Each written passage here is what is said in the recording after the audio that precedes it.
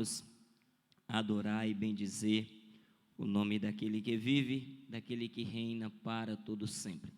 Louvo a Deus pela sua vida e pela sua vinda aqui nesta noite. Quero externar a Deus gratidão também pela vida do nosso pastor presidente, que não se faz presente fisicamente, mas sempre nos acompanha pelas nossas redes sociais, em nome de Jesus. Que Deus abençoe também o corpo de obreiro desta igreja, pastor Jefferson Kendes, que nos antecipou, que nos concedeu a palavra, e louvo a Deus também pelo presbítero Wanderson Martins, que estendeu esse convite a nós, e nós estamos aqui para juntos adorar, exaltar e bendizer ao nome santo do Senhor Jesus. Tenho certeza que você, assim como eu, veio aqui não para ouvir quem ia cantar, nem quem ia pregar, mas veio aqui para ouvir a palavra do Senhor Jesus.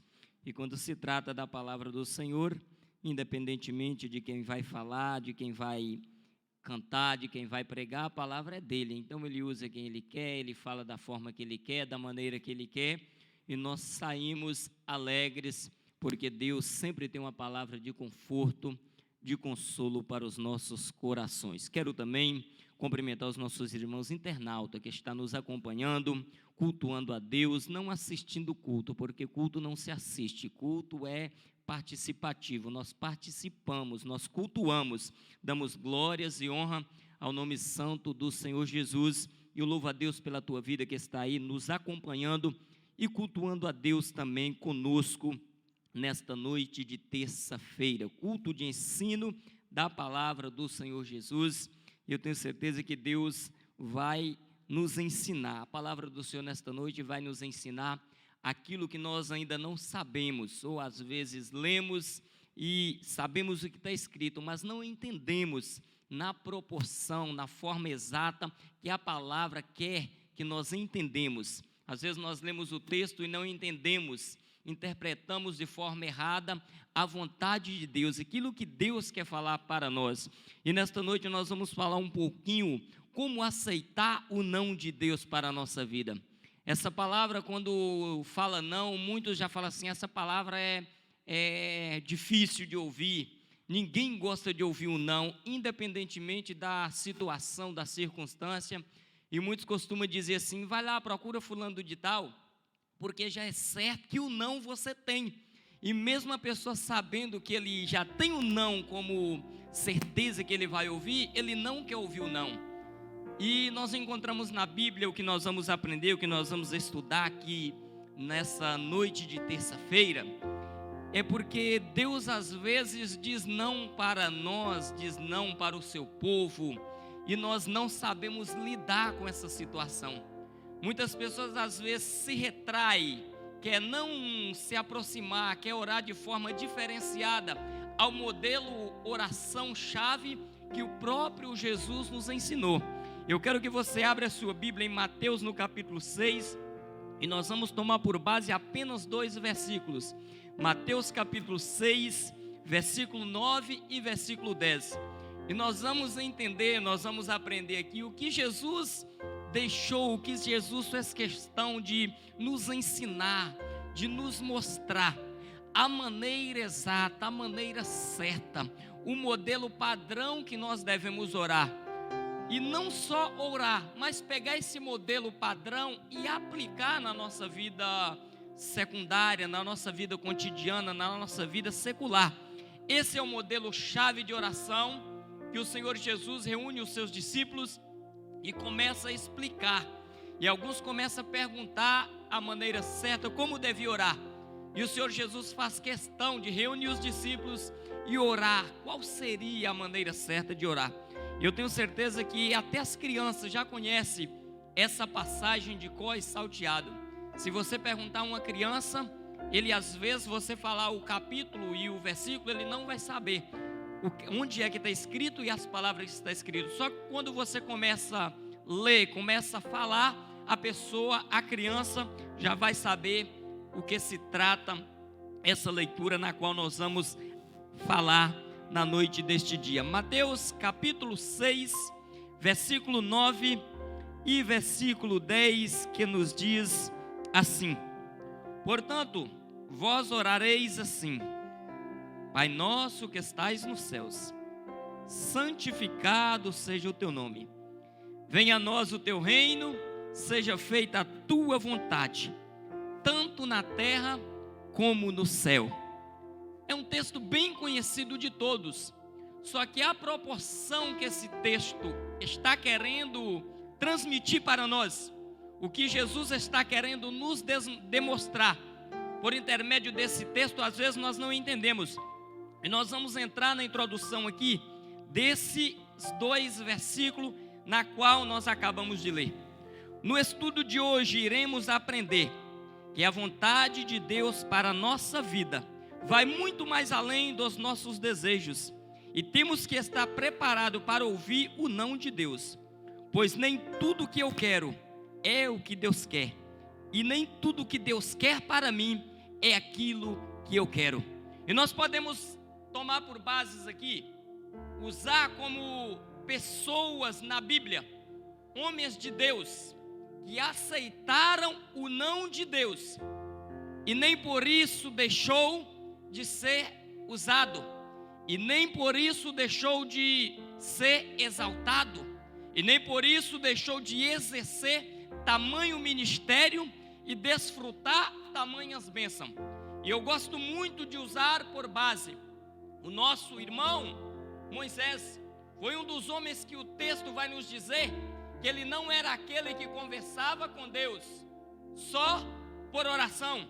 Não, Moisés era aquele que tinha intimidade para chegar e colocar para Deus.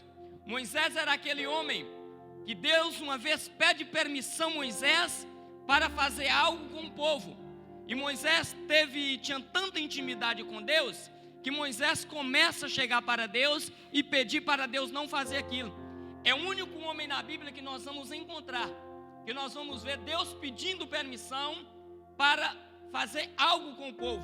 Mas chega uma determinada altura da vida de Moisés, que Deus olha para Moisés, e Deus fala com Moisés: Moisés, não insiste nesse assunto, não fala mais no nosso ditado popular, no nosso linguajar popular, não fala mais desse papo, porque eu não quero ouvir sair esse assunto, eu não quero dialogar com você neste assunto mais. É um homem que tinha intimidade com Deus, mas ele teve que aceitar o não de Deus para a vida dele. E em Deuteronômios, no capítulo de número 3, e no versículo 26, vai estar escrito assim, ó: porém o Senhor indignou-se muito contra mim, por causa de vós, e não me ouviu. Antes o Senhor me disse: basta, não me fales mais neste negócio. Um homem que Deus olha para ele e fala assim: Moisés, você vai ser o libertador, você vai pegar o meu povo que está sendo sufocado, sendo escravizado, sendo chicoteado, e você vai conduzir este povo até a terra prometida, a terra que eu jurei, que eu prometi a Isaac, a Abraão e a Jacó. Esta terra, Moisés, você vai conduzir o povo. Só que quando chega uma determinada altura da caminhada de Moisés, de tanto Moisés presenciar, de tanto Moisés vivenciar, ver a ingratidão do povo de Israel. O povo precisava, Deus fazia. O povo pedia, Deus respondia. O povo orava, clamava e Deus estava pronto. Só que chega uma determinada altura que Moisés não entende, e a atitude, a reação do povo causa uma ação do povo causa uma reação na atitude de Moisés para com Deus. Deus manda Moisés tocar na rocha, Moisés bate na rocha, fere a rocha, desobedece. Só que isso causou uma certa indignação, digamos assim, de Deus para com Moisés. E quando chega na faixa etária do momento final de Moisés, no versículo anterior, versículo 23 de Deuteronômio, no capítulo 4, nós vamos ver quando Moisés começa a implorar, quando Moisés começa a orar para entrar na terra, porque Moisés já sabia que ele não ia entrar. E é bíblico, e nós sabemos que daquela multidão que saiu do Egito, apenas 2 entraram na terra prometida. Mas foi só 2 que entraram? Não foi só 2 que entraram. 2 dos que saíram do Egito foram 2 que entraram, que foram Josué e Calebe. Os demais que entrou foram pessoas que foram nascendo no deserto, que foram crescendo no deserto, que foram caminhando com o povo. Mas do povo que saiu, da multidão que saiu, apenas 2 entrou. E Moisés não se enquadrou. Moisés não estava no meio dos 2. Por quê? Quando Moisés ora no capítulo 3 de Deuteronômio e faz uma oração para Deus, pedindo Deus para permitir ele. Aí Deus fala assim: Moisés, não, sobe ao monte que eu vou te mostrar toda a maravilha da terra. Eu vou te mostrar o que o povo vai usufruir, o que o povo vai conquistar para cumprir aquilo que eu prometi. Mas você, Moisés, não toca mais nesse assunto, porque você não entrará na terra. Você conduzirá o povo até aqui, mas do povo que saiu, Moisés, você não entrará com o povo. Eu te tomarei antes do povo conquistar, antes do povo conseguir, antes do povo entrar. E essa palavra não é muito forte. Ninguém está preparado para ouvir um não. E não é isso que a Bíblia nos ensina. Não é isso que o próprio Deus vai trazer para nós, não. Nós temos sempre que estar preparado para ouvir um não da parte de Deus. Por que que o Senhor Jesus falou assim, ó, quando orareis, quando for orar, orais assim, não orais pedindo para fazer a vossa vontade.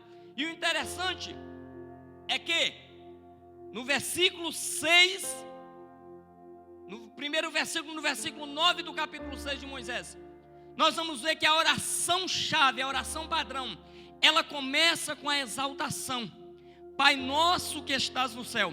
E quando nós proferimos, quando nós soltamos essa palavra, Pai nosso que estás no céu, nós estamos esquecendo de nós mesmos. Como assim, pastor? Me explica. Porque quando nós falamos Pai nosso, nós estamos colocando no plural. Quer dizer que não é só o meu Deus, o meu Pai. É o Pai nosso, é meu, é seu, é do nosso irmão, é da nossa irmã, é daquele que nós conhece, é daquele que nós não conhece, é de quem está perto e também é de quem está longe. Aí nós começamos exaltando o Pai nosso que estás no céu, santificado. Aí vem mais uma exaltação de Deus. Nós estamos dizendo que toda santificação, que toda glória, que toda exaltação tem que ser dado a Ele. Nesse momento que eu começo a exaltar a Ele, eu começo a esquecer de mim. E é isso que o Senhor Jesus está querendo ensinar. Não era aquela oração que o capítulo 6 vai começar a dizer. E o Senhor Jesus começa a descrever, começa a ensinar. E o Senhor Jesus, em outras palavras, isso é conjectura minha, Ele começa a usar o modelo-chave que o povo orava na época, que os conhecedores da lei costumavam fazer, aquelas orações repetitivas, aquelas orações ensaiadas, digamos assim. Por que que muitos falam assim? Qual a diferença de orar para rezar?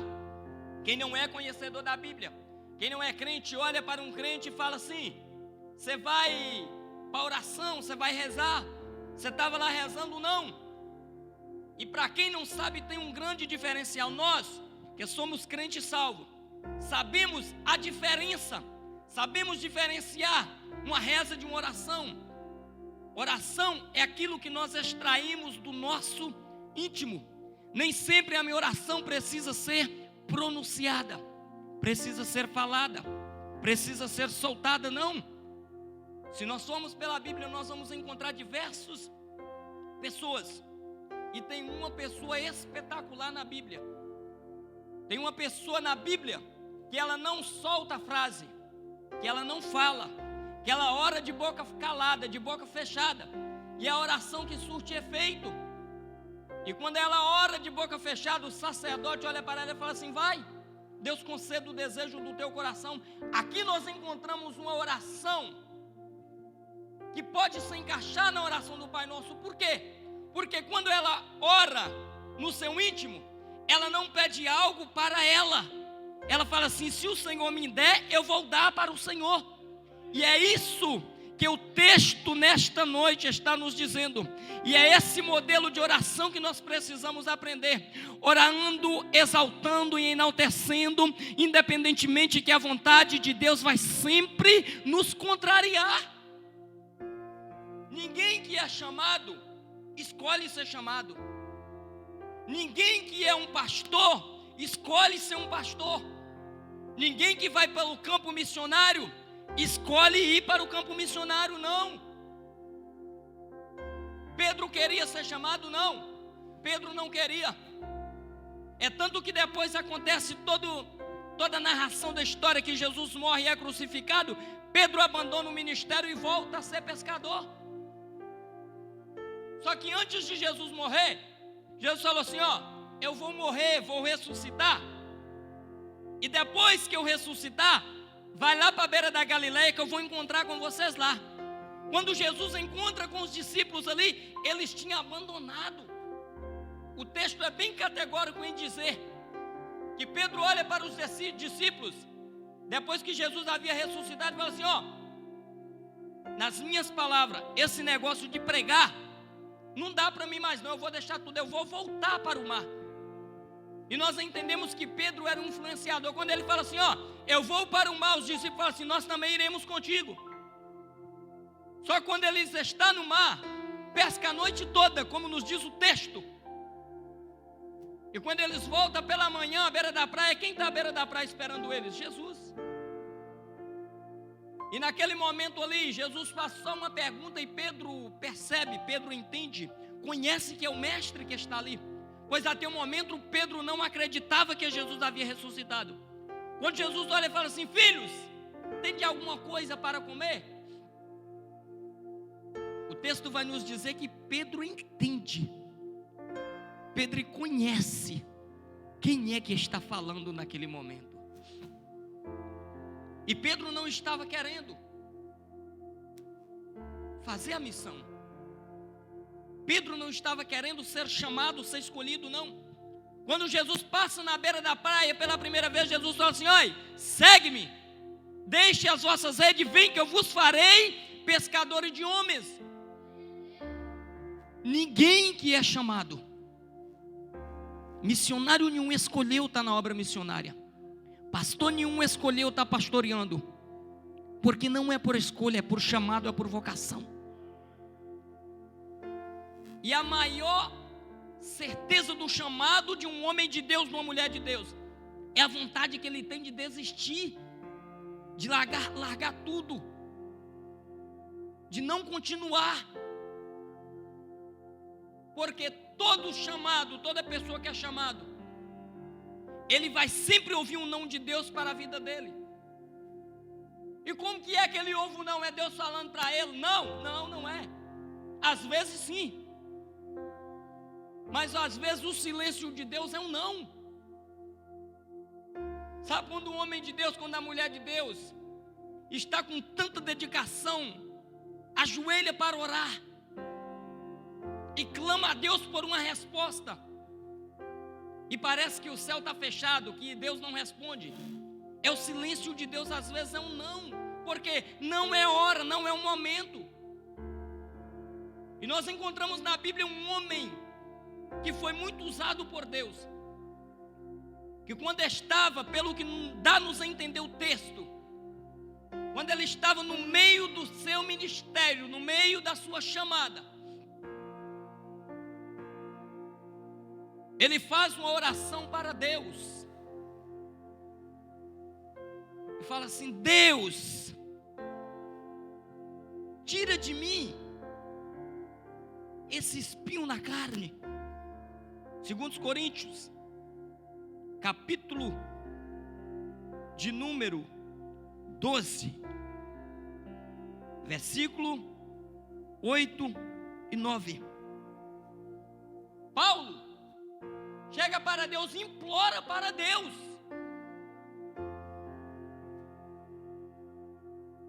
Para tirar, o texto vai nos dizer que ele tinha um espinho na carne. E não vai nos deixar marcas, registro do que era este espinho. Mas vai nos dizer que ele tinha um espinho na carne. E ele vai orar para Deus e falar assim, ó: acerca do qual 3 vezes orei ao Senhor. Paulo falando, foi uma vez? Não, não foi uma vez. É aqui que nós entendemos que o silêncio de Deus é um não. Orou uma vez, Deus não respondeu. Persistiu, insistiu na oração. Orou pela segunda vez, Deus também não respondeu. O silêncio de Deus continuou. Aí pela terceira vez ele ora. E Deus fala assim, ó: acerca a qual 3 vezes orei ao Senhor, para que se desviasse de mim. E disse-me: a minha graça te basta, porque o meu poder se aperfeiçoa na fraqueza. Paulo desistiu do chamado porque ouviu não? Não. Pelo que nos dá a entender o texto, ele continuou vivendo com aquilo que ele não queria. Ele continuou vivendo com o não de Deus.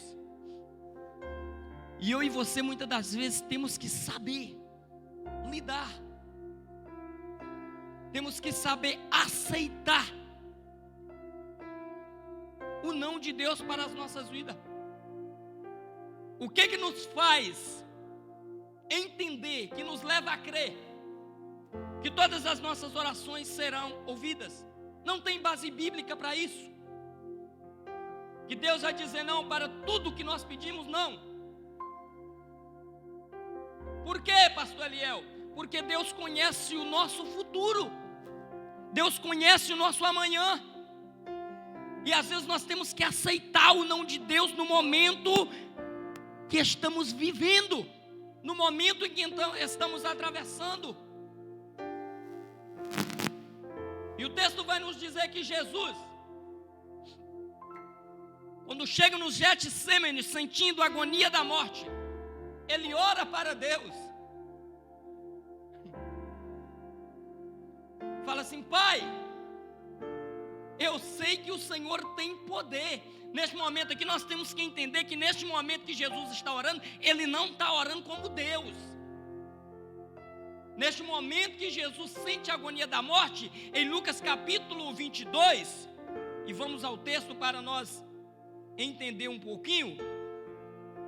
Lucas 22, 41 e 42, que Jesus fala assim, ó: apartou-se deles cerca de 1 tiro de pedra, e pondo-se de joelhos orava, e dizendo: Pai, se quiseres, passa de mim este cálice, todavia não se faça a minha vontade, mas a tua. Apareceu-lhe o anjo do Senhor, o anjo do céu, que o confortava, e pondo-se em agonia, orava mais intensamente, e o seu suor tornou-se em grandes gotas de sangue que corria até o chão.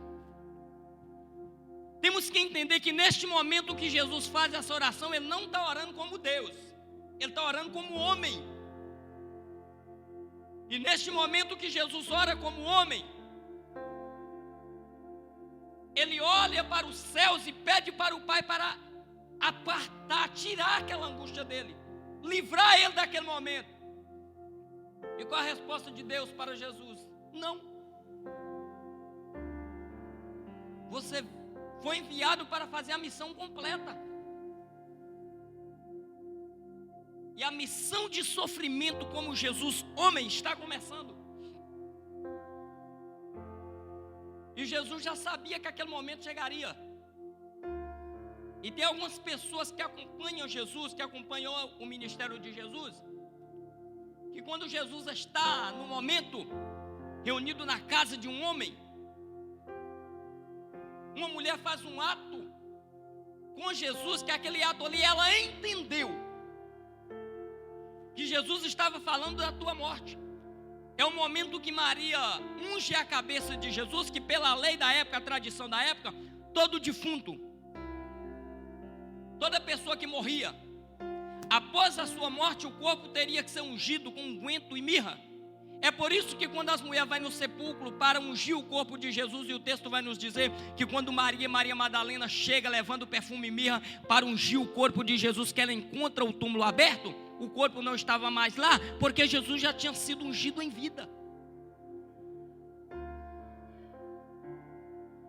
E o texto vai nos dizer, isso é a Bíblia, o texto vai nos dizer que quando Jesus está na mesa numa refeição na casa de um homem que era leproso, que também era amigo de Jesus, que ela pega aquele nardo de unguento puro, que era muito caro na época, e unge a cabeça de Jesus, e muitos dos discípulos se indignam com a atitude daquela mulher, e o texto vai nos dizer que Jesus fala que aquela ação, que aquele ato será lembrado eternamente, que ela entendeu o propósito que Jesus estava ali, e que ela precisava ungir, porque Jesus foi ungido antes de morrer, e depois que Jesus morre, a Bíblia não entra em contradição. Ela fala assim, mas Jesus ressuscitou sem ser ungido, quebrou a tradição judaica? Não quebrou a tradição. Jesus foi ungido antes de morrer, e foi a mulher que ungiu Jesus. Mas não é nessa parte que nós queremos tocar. Nós queremos decorrer aqui sobre o não de Deus para a nossa vida. Qual é a parte da tua vida que Deus tem falado não, e às vezes nós ficamos batendo de frente com o não de Deus, pedindo, e Deus não está respondendo? É que a oração está chegando lá em cima? Não está chegando, não é. A oração está chegando, mas quando Deus fala não vou responder, não vou dar resposta, Ele não dá. E Deus precisa dar justificativa para mim porque Ele está falando não? Também não. Se eu querer acreditar que Ele está falando não, vai ser não. Se eu não querer acreditar, vai ser não do mesmo jeito. Precisamos entender que nem sempre Deus vai responder às nossas orações, e precisamos estar preparados para ouvir o não de Deus, sendo que até para Jesus Deus disse não, mediante o que Deus vai sempre dizer sim nas minhas orações. Nem sempre o querer de Deus é o meu querer, mas é certo que mesmo o não de Deus é o melhor para a minha vida. Mesmo Deus não falando não para mim, eu tenho que aceitar o não de Deus, porque nós costumamos interpretar de forma errada. Muitos costumam dizer assim, ó, Deus é um Deus carrasco, Deus mata. Não, Deus não mata.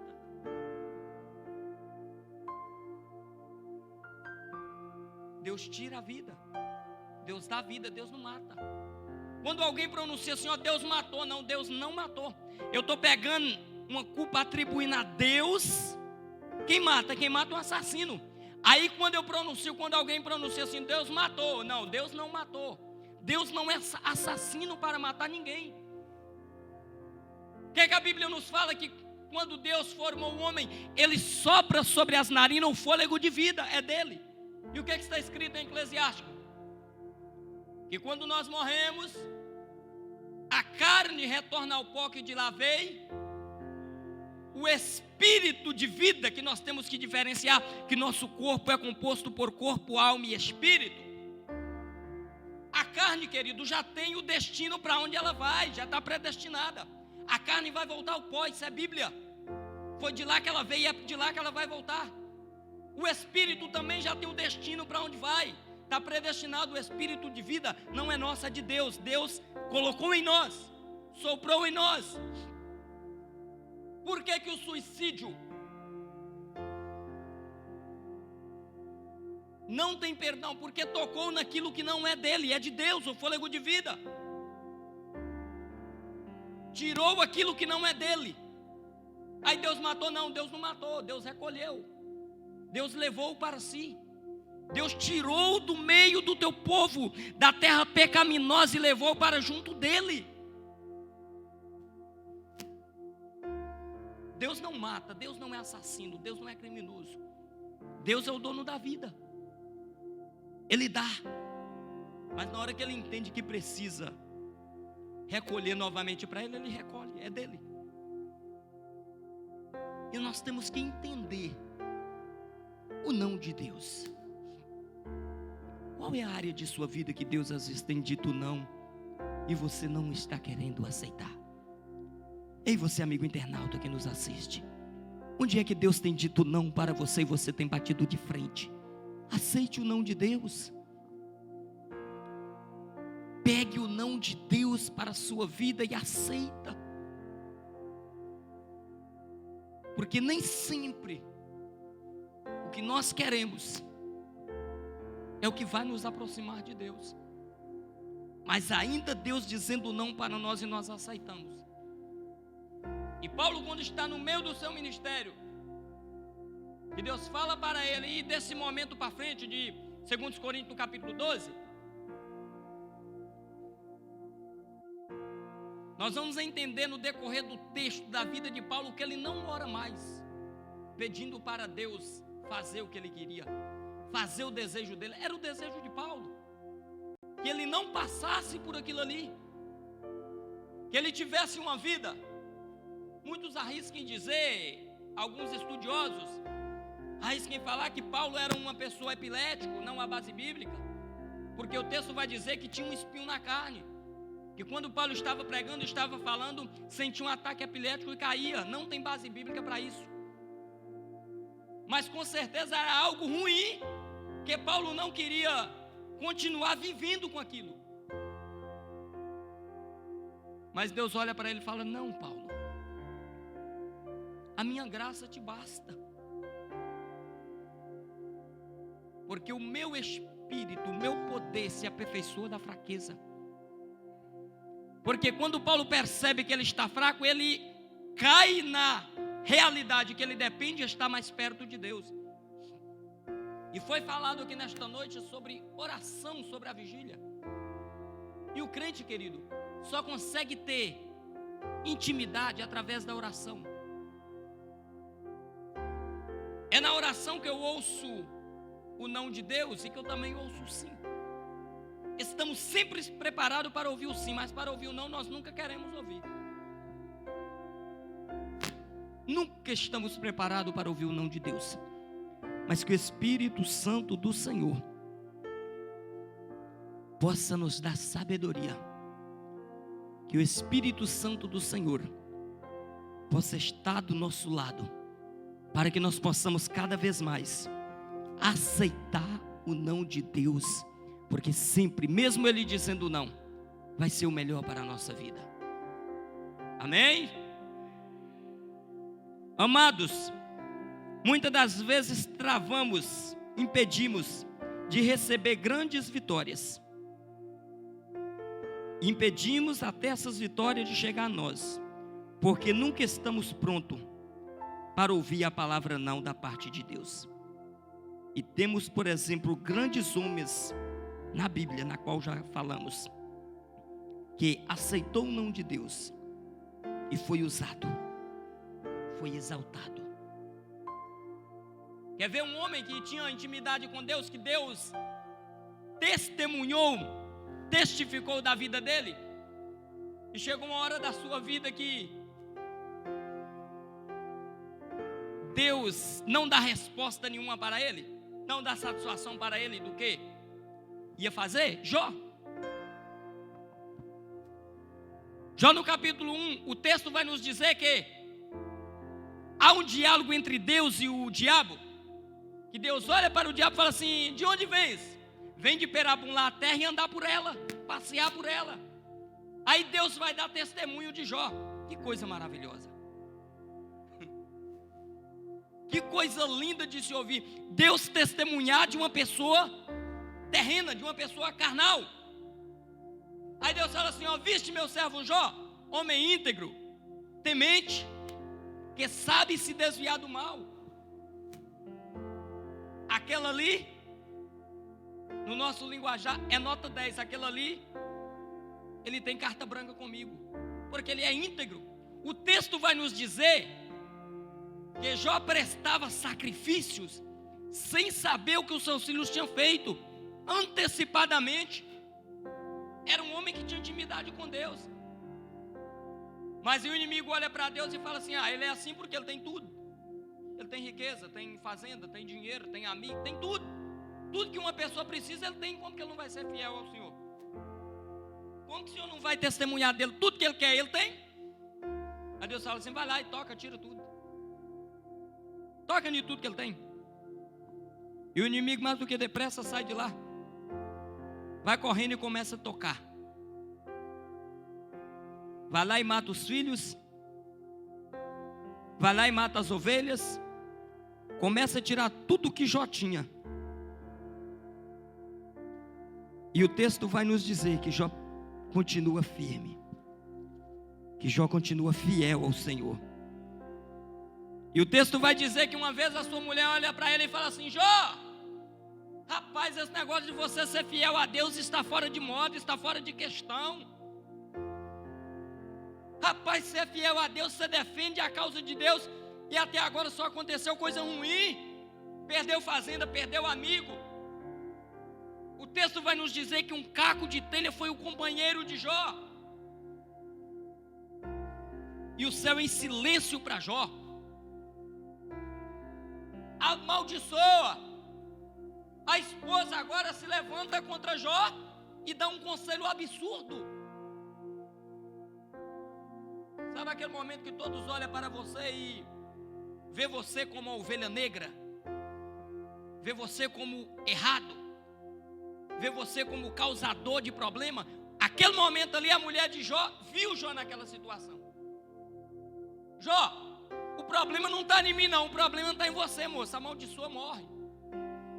Deus não está te ouvindo mais não. As suas orações, Jó, não estão sendo ouvidas não. Sai fora desse negócio de ser fiel a Deus. Sai fora desse negócio de ser temente a Deus, que isso não funciona não. Como nos diz o povo, isso não dá camisa a ninguém não, Jó. Você perdeu tudo. Perdeu filho, perdeu amigo. Aí no capítulo 30 do livro de Jó, Jó vai dizer assim, ó: clama a ti, mas tu não me respondes. Estou em pé, mas para mim não atendas. Tornaste cruel contra mim. Com a força da tua mão resististe violentamente.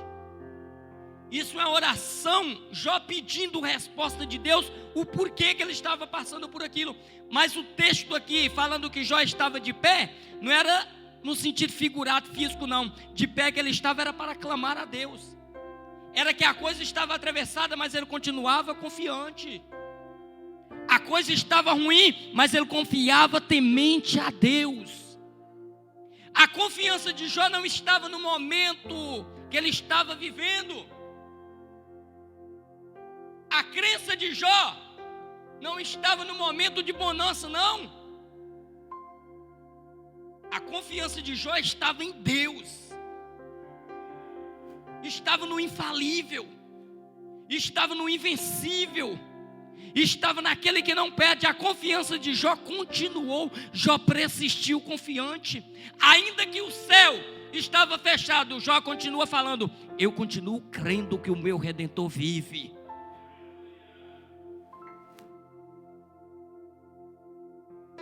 E o texto vai dizer mais à frente.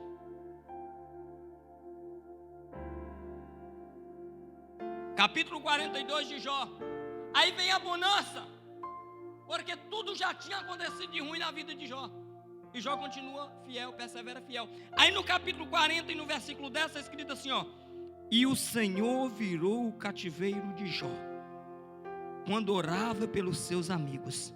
E o Senhor acrescentou a Jó outro tanto em dobro, a tudo quanto dantes possuía. Jó soube aceitar o sim, mas quando chegou o não, Jó também acatou o não. E nós temos uma facilidade para aceitar as coisas boas, mas quando começa a dar errado, nós começamos a culpar Deus. O ser humano tem uma facilidade imensa de atribuir responsabilidade. E isso não é de agora não. E já começa desde o jardim do Éden. Como assim, pastor? O senhor está indo contra a Bíblia? Não, não estou não.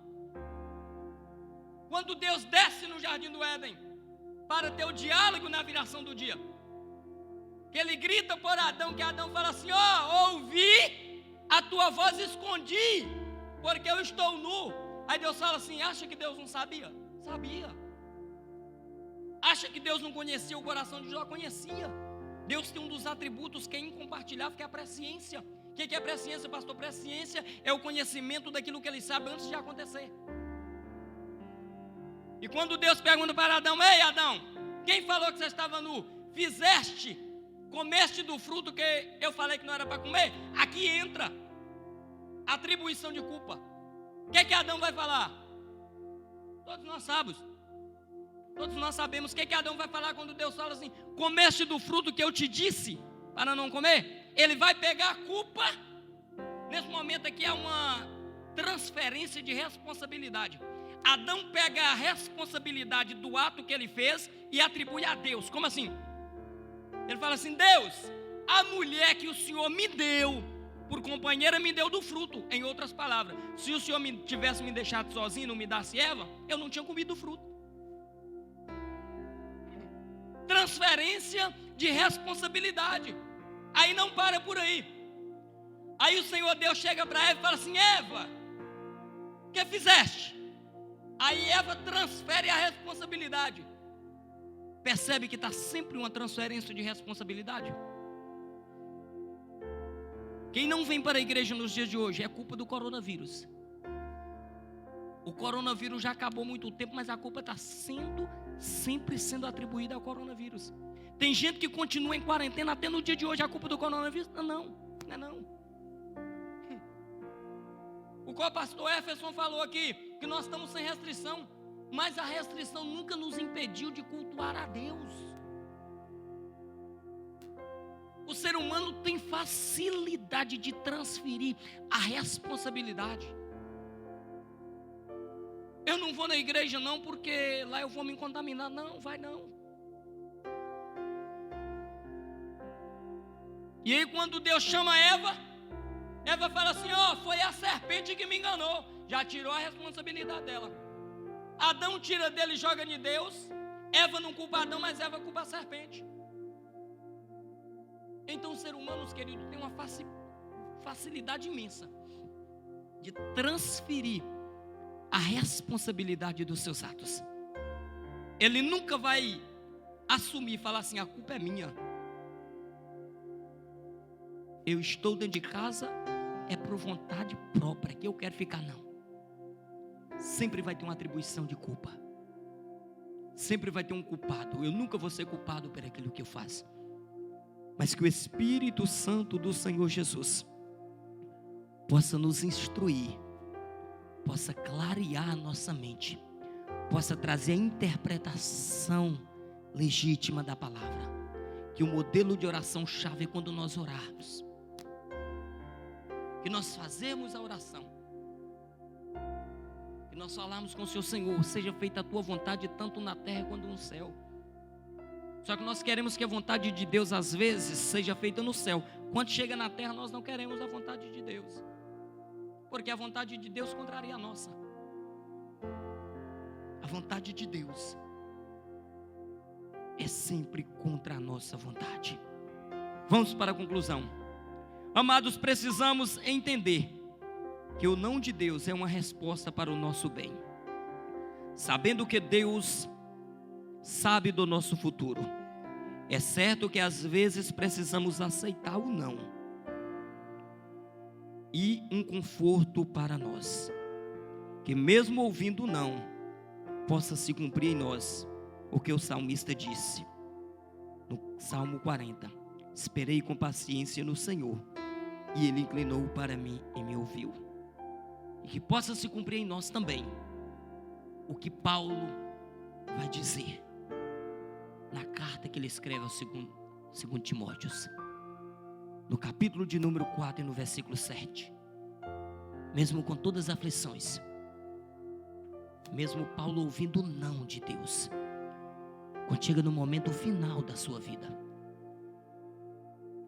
ele pega uma caneta e começa a descrever: estou certo que o tempo da minha partida está próximo, mas eu, como guerreiro, como pessoa chamado, combati o bom combate, acabei a carreira e guardei a fé.